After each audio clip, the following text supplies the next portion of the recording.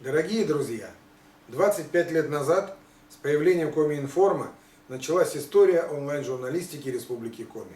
Тогда, в эпоху печатных СМИ и телевидения, формат коротких новостных сообщений казался непривычным.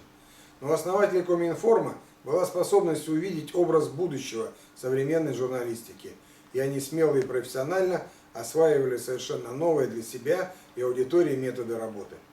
Хотел бы поздравить всех главных редакторов, руководителей, корреспондентов, дизайнеров Коми-Информа, которые причастны к его работе за 25 лет.